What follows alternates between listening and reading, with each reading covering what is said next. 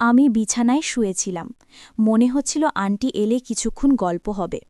চোখ বন্ধ করে শুয়ে থাকলেও ঘুম আসছিল না। অপেক্ষা করছিলাম কখন আন্টি আসবে। প্রায় ১ ঘণ্টা পর কথা বলতে বলতে আন্টি ঘরে ঢুকলেন। আন্টি মাকে বললেন, তুই কি মাঝখানে শোবি? মা মৃদু হেসে বললেন, না, তুই মাঝখানে শুয়ে পড়। কিছুক্ষণ পর মৃদুস্বরে কেউ ডাকলেন, তুই কি ঘুমিয়ে পড়েছিস? আমি চুপচাপ রইলাম, কোনো উত্তর দিলাম না। আজকে গল্পটা অনেক বেশি স্পেশাল, তাই কেউ মিস করবেন না। গল্প ভালো লাগলে ভিডিওটি লাইক, শেয়ার এবং চ্যানেলটি সাবস্ক্রাইব করতে ভুলবেন না। আমার নাম রাজ। বেশ কিছুদিন ধরে আন্টির বাড়ি যাওয়ার সুযোগ হয়নি। আন্টি মাঝে মাঝে ফোন করতেন, কিন্তু তখন আমি মাস্টার্স ডিগ্রির ফাইনাল পরীক্ষার প্রস্তুতিতে ব্যস্ত ছিলাম। এখন পরীক্ষা শেষ হয়েছে এবং আমি একটি ভালো চাকরির খোঁজ করছি। তবে আন্টির সঙ্গে কাটানো মধুর মুহূর্তগুলো এখনও আমার মনে গেঁথে আছে।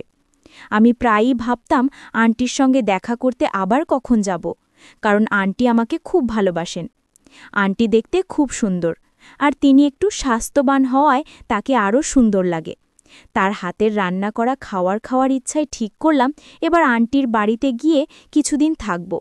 তার সঙ্গে সময় কাটাবো, অনেক গল্প করব। অবশেষে আমার ইচ্ছা পূরণ হলো। একদিন আন্টি ফোন করে মাকে বললেন, তুমি আর রাজ ৫ দিনের জন্য আমাদের এখানে চলে এসো। তোমার জামাই তো ৭ দিনের জন্য শহরের বাইরে যাচ্ছেন। অনেক দিন হয়ে গেল তোমাদের সঙ্গে দেখা হয় না। এই সুযোগে আমরা কয়েকটা দিন মজা করে কাটাতে পারব। কালকেই চলে এসো, আমি অপেক্ষা করছি। ফোন স্পিকারে রেখেছিলেন যাতে আমি কথাগুলো শুনতে পারি। মায়ের নাম শ্রেয়া আর আন্টির নাম রিয়া। সব কথা শুনে মা বললেন, ঠিক আছে রিয়া, আমরা কালকেই আসছি। ফোন রেখে মা বললেন, রাজ, আমরা সকাল ১১টার দিকে বেরোব, যাতে ঠান্ডা একটু কম লাগে। তবে আমরা বাইকেই যাব। আমি হ্যাঁ বলে দিলাম। মা তার ঘরে কাপড় গুছিয়ে নিতে চলে গেলেন। আমিও আমার ঘরে গিয়ে শুয়ে পড়লাম। বিছানায় শুয়ে ভাবছিলাম, যদি আন্টি মাকে সব বলে দেন আগের দিনের কথা, তাহলে কি হবে?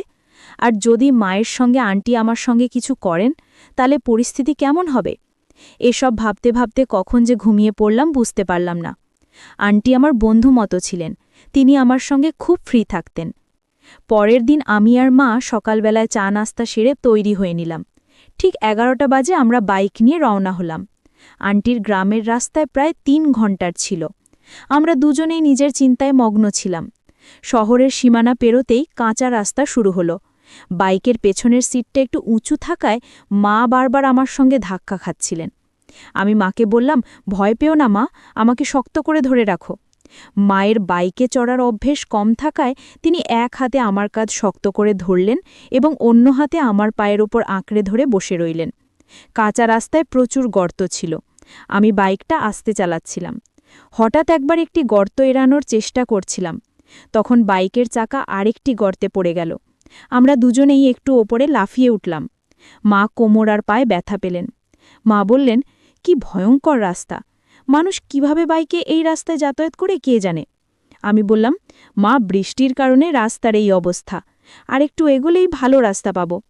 এভাবে রাস্তার ঝাঁকুনির মধ্যে আমরা গ্রামের কাছে পৌঁছে গেলাম। দুপুর ২টোর দিকে আন্টির বাড়িতে পৌঁছলাম।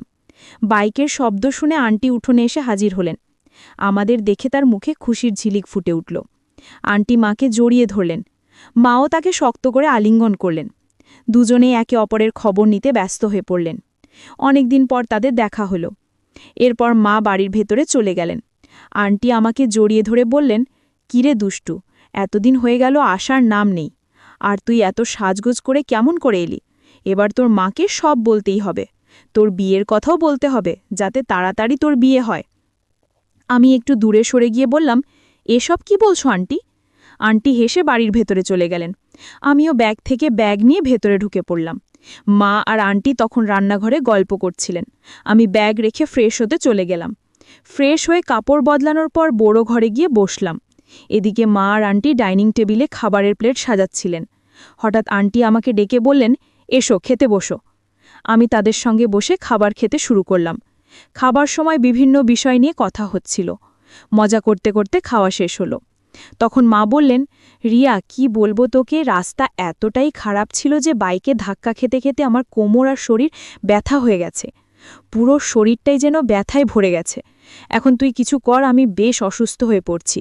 আন্টির কথা শুনে বললেন, কোনো চিন্তা করিস না রাজ, খুব ভালো মালিশ করতে পারে। একবার আমারও শরীর খুব ব্যথা করছিল, তখন আমাকে মালিশ করেছিল, তারপর পুরো শরীরটা একদম হালকা লাগছিল। এত কথা বলে আন্টি আমাকে চোখ মেরে মেরে বললেন, রাজ, তোর মায়ের শরীরটা ব্যথা করছে, মালিশ করে দে, পরে আরাম পাবে। আমি সম্মতি জানিয়ে ঘরে চলে গেলাম, কিন্তু মনে মনে ভাবতে লাগলাম, আন্টি কেন বললেন যে আমি ভালো মালিশ করি? সত্যিই কি তিনি মজা করছিলেন, নাকি তার কোনো পরিকল্পনা আছে? আন্টির এই আচরণের পেছনে কী উদ্দেশ্য ছিল তা ভাবতে ভাবতে অস্থিরতা বাড়ছিল। আন্টি আর মা তখন রান্নাঘরে পরিষ্কার করছিলেন। আমি দূর থেকে তাদের দিকে নজর রাখছিলাম। তাদের দেখতে একই রকম সুন্দর লাগছিল। ধীরে ধীরে তারা কথা বলছিলেন, তবে আমি কিছুই শুনতে পাচ্ছিলাম না। কেন জানি মনে হচ্ছিল তারা আমার কথাই বলছিলেন। কিছুক্ষণ পর তারা রান্নাঘর থেকে বেরিয়ে এসে বড় ঘরে বসে পড়লেন। তখন বেলা 4টে।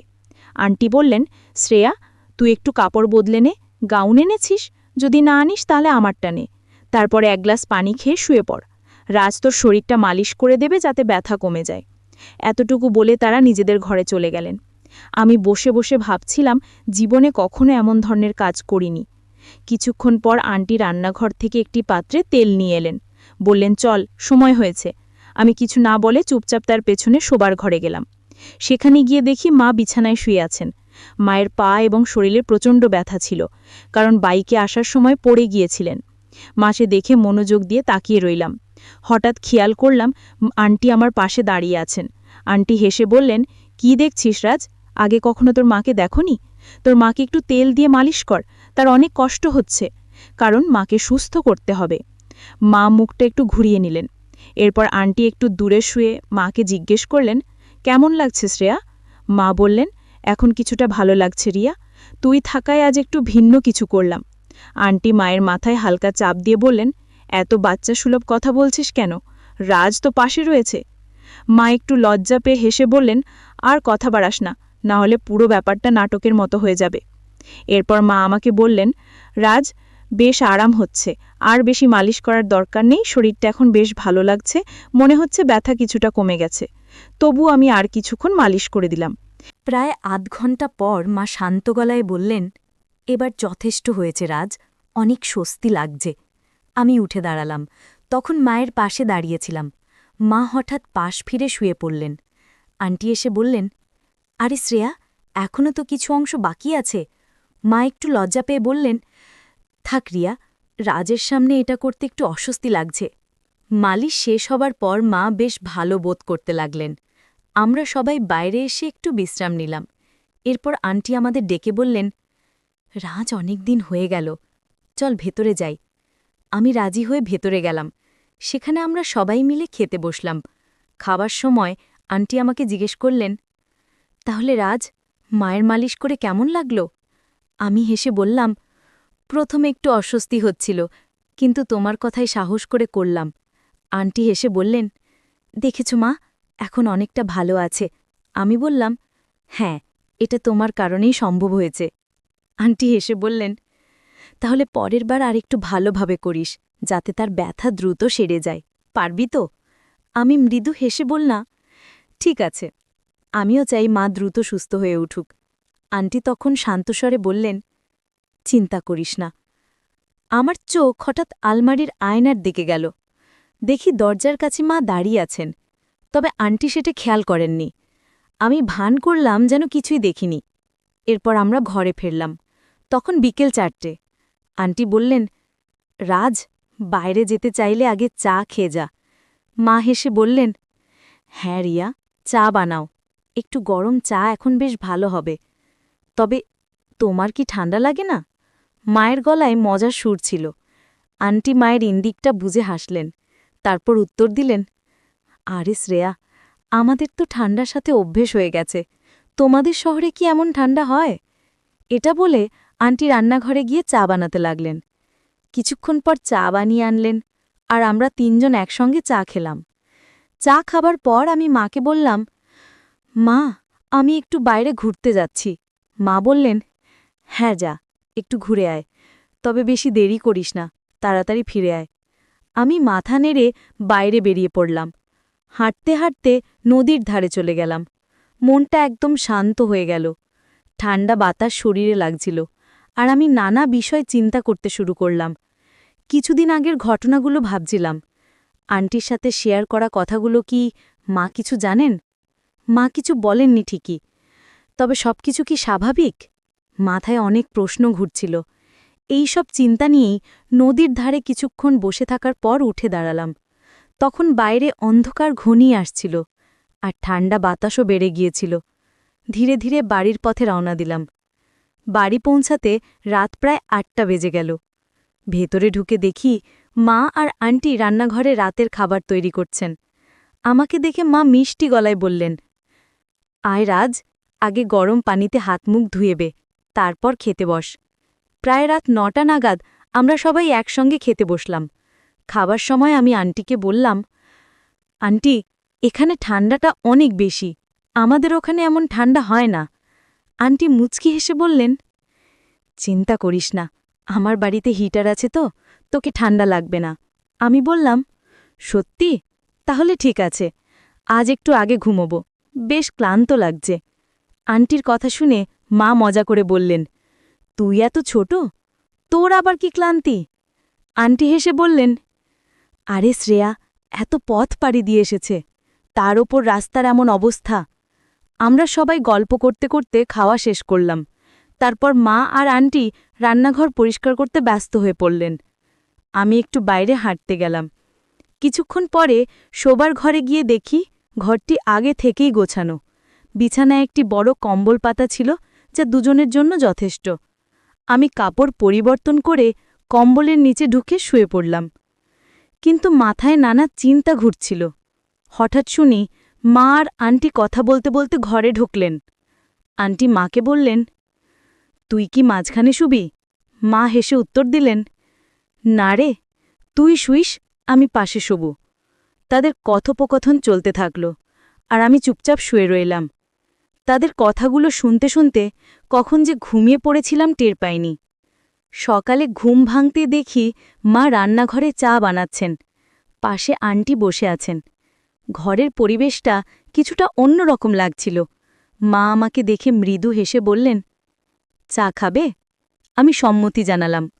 মায়ের সেই হাসির মধ্যে অভিজ্ঞতা আর স্নেহের ছোঁয়া ছিল, যেন তিনি পুরো পরিস্থিতি বুঝেই সুন্দরভাবে সামলে নিয়েছেন। আন্টির বাড়িতে আমরা বেশ কিছুদিন থাকলাম। হাসি ঠাট্টার মধ্যে সময় কেটেছে। আন্টি আর মা অনেক ভালো সময় কাটিয়েছেন। কিন্তু বিদায়ের দিন এসে গেল। মা আন্টির দিকে তাকিয়ে বললেন, আচ্ছা রিয়া, আমাদের এখন চলে যাওয়া উচিত, অনেক কাজ বাকি আছে বাড়িতে। আন্টি মুচকি হেসে বললেন, ঠিক আছে, তোমরা যাও, আমার স্বামী ফিরে আসার সময় হয়ে গেছে। বিদায়ের সময় পুরো পরিস্থিতিটা হালকা হয়ে গেল। মা শান্ত স্বরে আমাকে বললেন, রাজ, জীবনের সব কিছুর একটা সীমা থাকে, সঠিক আর ভুলের পার্থক্য করা খুব জরুরি। মায়ের এই কথাগুলো আমার মনে গভীরভাবে দাগ কাটল। সেই মুহূর্তে আমি সিদ্ধান্ত নিলাম, জীবনের প্রতি আমার দৃষ্টিভঙ্গি পাল্টাব। আন্টির বাড়ি থেকে বিদায় নিয়ে আমি নতুনভাবে জীবন শুরু করলাম। এখন আমি আরও আত্মবিশ্বাসী। মায়ের স্নেহ আর তার মনের গভীরতা আমাকে জীবনের নতুন দিশা দেখিয়েছে। গল্পটি কেমন লাগলো জানাতে ভুলবেন না। আরও মজার মজার রোম্যান্টিক গল্প শুনতে চাইলে ভিডিওটি লাইক, শেয়ার এবং চ্যানেলটি সাবস্ক্রাইব করতে ভুলবেন না। ধন্যবাদ।